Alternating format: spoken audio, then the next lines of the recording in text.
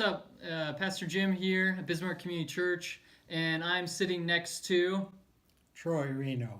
Troy Reno. And Troy, along with some other people, help with what we call the Jemo Partnership. And it's just a really cool thing. And Troy's going to give you a quick update about just what's going on with the Jemo Partnership that we've been a part of for, 7 years? 6 years. 6 years. So, Troy, if you would enlighten us on where we're at in the Jemo Partnership. Sure.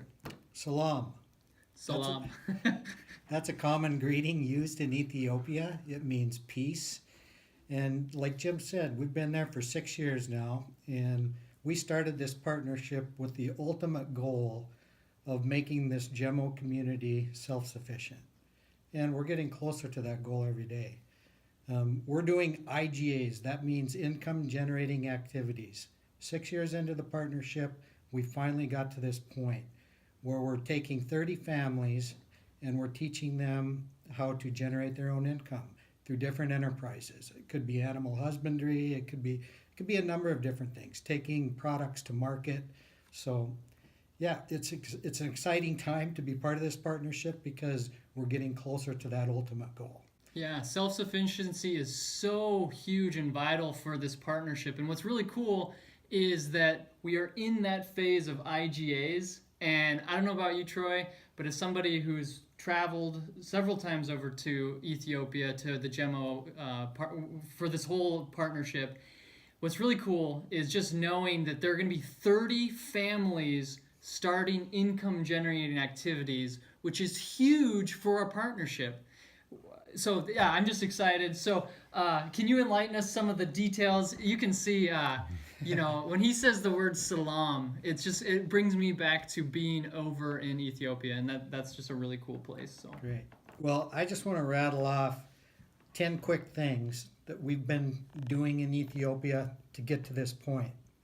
So we helped build a security wall around the compound. That was our first ever infrastructure project there.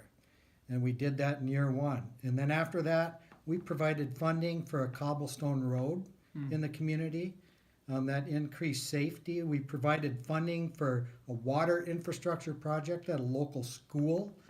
I mean, they had no water there before, 3,600 kids. Now they have water. They have clean water to drink and to use on a daily basis.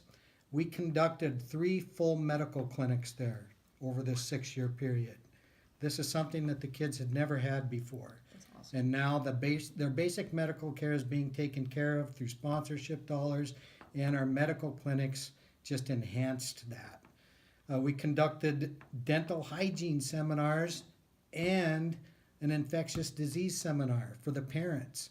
That went over like gangbusters. Almost all the parents showed up for those seminars. I'll interject. I got to participate in one of the dental hygiene things, and it was one of the most amazing things, seeing a whole community in Ethiopia just having toothbrushes and just learning from people within their own community. And it was really cool to just be a part of that, Yeah. Yeah, so that was number Absolutely. 6. Number 7, what's number 7? We also provided funding for medical evaluations by local doctors for all the children. This has happened twice now.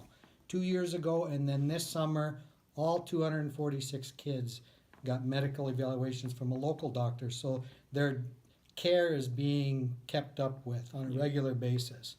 And we have 2 things that are happening right now. We mentioned the IGAs, income generating activities. We also have a latrine project that's in the works. We've both traveled there. Lots of people have been there. In fact, over 70 people have traveled to Ethiopia. And if you have been on the compound, you know what the current latrine situation is. It could use some improvement. And that's what this project is all about.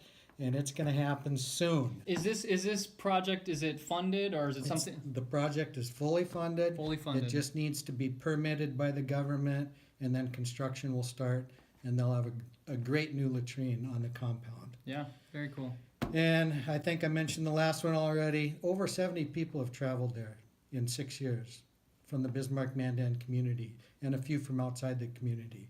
But that's amazing in itself, that we have 70 people that have participated in this partnership. way more than that have participated in lots of different ways, but 70 have actually traveled there, got to meet their sponsored children, got to spend time with the families, with the Hope Chest leadership in that country.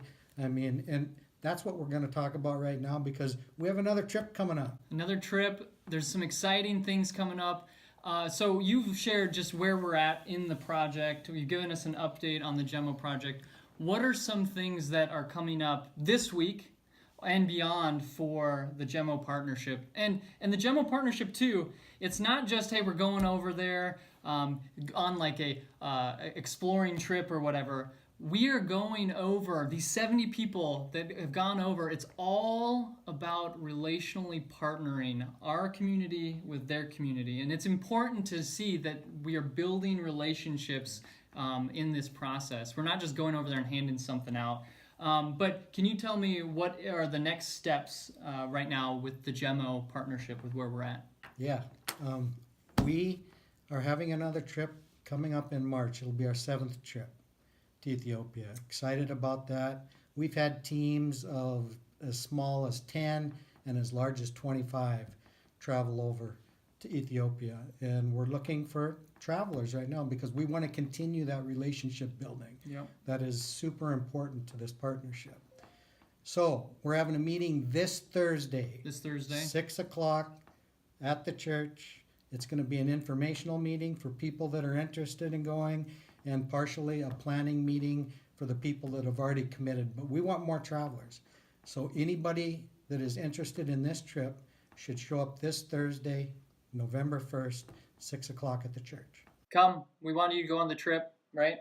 Yeah, we want everybody to go on the trip. We want people to have an opportunity to meet their children and just see what the Ethiopian culture is like and how they live their lives and how dedicated and impassioned they are about the love of God, because we can learn from them. Absolutely. We can learn just as much from them as they learn from us. We give them some practical things, and they feed it back to us on a spiritual level that's pretty amazing to see. So yeah, come and check it out.